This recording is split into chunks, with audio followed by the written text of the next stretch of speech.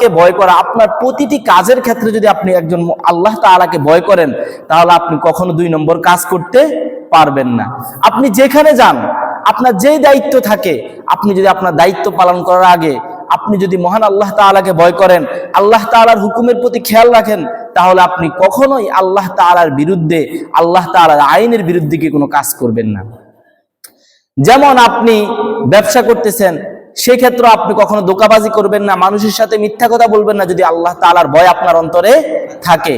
এইভাবে আপনি দুনিয়ার যেই কাজে করতে চান, আপনাকে একটা দায়িত্ব দেওয়া হয়েছে, মসজিদের দায়িত্ব হোক, মাদ্রাসার দায়িত্ব হোক, অথবা একটা ব্যবসার আপনাকে যে কোনো একটা প্রজেক্টের ম্যানেজার বানানো হয়েছে, আপনাকে যে কোনো একটা দায়িত্বের ক্যাশিয়ার বানানো হয়েছে, আপনি যদি মহান আল্লাহ তাআলার ভয় অন্তরে থাকে, তাহলে কখনো আপনি আপনার দায়িত্বের ক্ষেত্রে অবহেলাও করবেন না, এবং কি আপনি সেখানে কোনো ধোঁকাবাজি, ঠকবাজি যেগুলা করা হয়, 1 টাকা খরচ করলে আপনি সেখানে উঠায় রাখবেন যে আপনি 30 টাকা খরচ করছেন, এই সমস্ত কাজ আপনার দ্বারা কখনোই হবে না।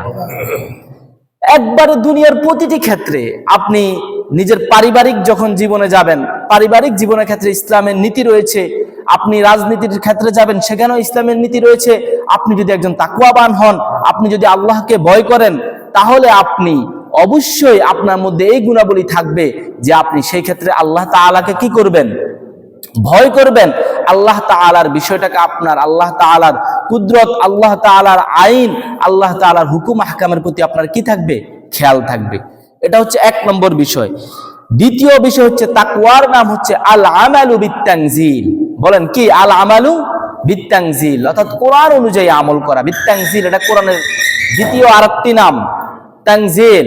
আল আমালু বিত্তানজিল, কোরআন অনুযায়ী আমল করা। তো তাকওয়াবান ব্যক্তি, মুত্তাকি ব্যক্তি, সে সর্বদাই সে আল্লাহ তাআলার কোরআন অনুযায়ী চলবে, আল্লাহ তাআলার আইন অনুযায়ী সে কি করবে? চলবে। এটা হচ্ছে তাকওয়া, মুত্তাকির দ্বিতীয় গুণ। 3 নম্বর গুণ হচ্ছে আল কনাআতু মিনাল কলিলাহ।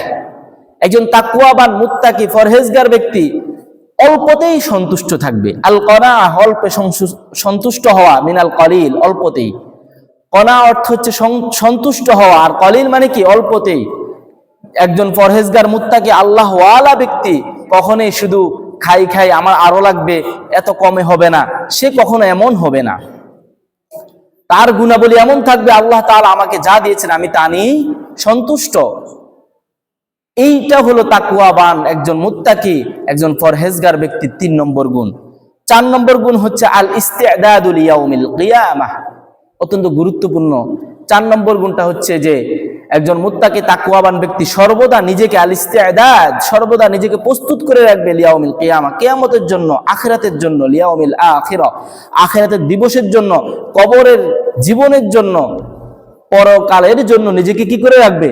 প্রস্তুত করে রাখবে।